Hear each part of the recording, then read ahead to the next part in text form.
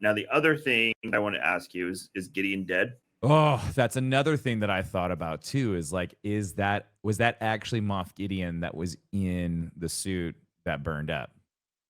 Not even that Or could the suit burn up. It's and beskar that's alloy. I know that's the whole thing, but remember, like it was imperfect, and a lot of people are actually talking about that too. Is that they were thinking that the way that Moff Gideon was forging the Beskar was an imperfect way, which Yes, why I is saw that too.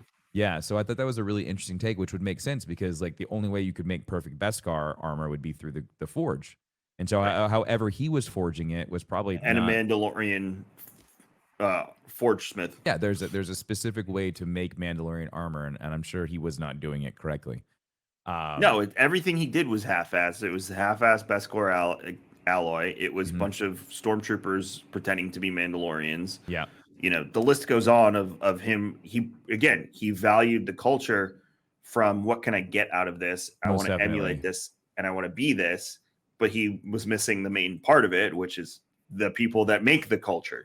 Yeah. So I mean, like, so he did mention that the clones that were in the tubes, he made it sound like they're dead. He's like, you vanquished them before they even were able to take their first breath. So I would assume the ones that were force sensitive, the ones that he was refining to, make able to use the force, they're gone. But who's to say he didn't perfect the normal clone first? So like that's where I'm kind of like, did he make a perfect version, a clone of himself as backup? I don't know. Like the possibility is definitely there, but I feel like this was their way of killing off Moff Gideon for good. That's just, but I don't know. I'm like 75-25 on this one, Kevin. Like, all right, I feel like he's dead, but I'm not sure. I can't say definitely dead.